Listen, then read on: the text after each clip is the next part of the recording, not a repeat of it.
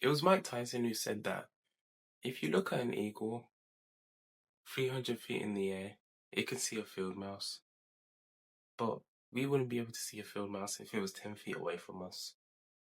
So if an eagle can see a field mouse from there, maybe our eyes aren't programmed to see God.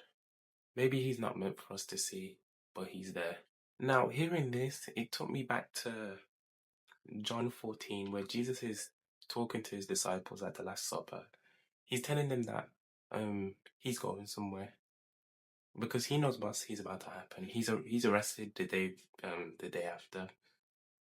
This is not the night before. The Last Supper is going on. He's telling his disciples that he's going to go somewhere. He's going to prepare a place for them, and they're all worried. They don't understand what's going on. They're confused, and he tries to reassure them, telling them to trust in him.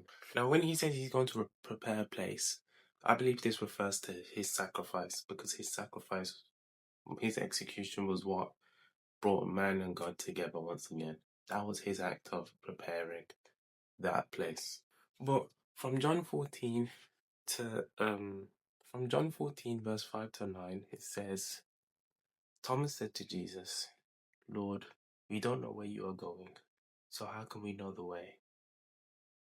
Jesus answered, I am the way, and the truth, and the life. The only way to the Father is through me. If you really knew me, then you would know my Father as well. But now you do know him, and you have seen him. Philip said to him, Lord, show us the Father. That is all we need. Jesus answered, I have been with you a long time now. Do you still not know me, Philip? He who has seen me has seen the Father. So why do you say, show us the Father? Now, I know that there's plenty of people who would love to see God, but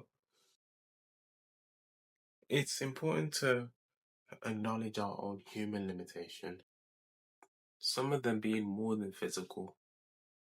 So maybe our inability to see him is an act of grace and mercy. Imagine a ball of light, like the sun. If the naked eye were to look upon it, it would either blind us, damage us, or it's possible that we would never be able to see out of that eye again if we got too close from it and looked at it exactly the way we are. And it's not out of like spite or ill will. It's simply about us. It's the fact that we're not worthy and we don't have the ability to behold it. And why would God subject that to us if he loves us? Therefore, God is that light, and he will not present himself to us because he is too much for us to behold as of right now. And in order for us to behold something like that, we need to become like him.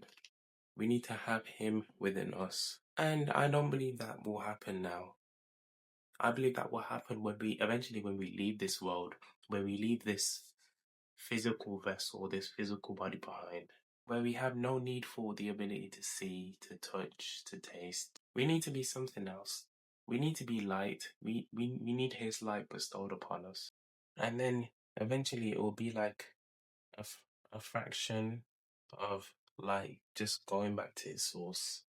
With Jesus and his disciples, I believe Jesus was God's light voluntarily limited. And when I say limited, it's because he was placed in a human form.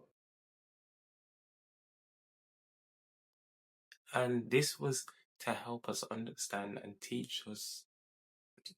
And this was to teach us in a way that human beings could understand, because we heavily rely on seeing and hearing, touching, etc. I mean, obviously, there's many different reasons why God doesn't show himself to people, but I guess this was just a new perspective.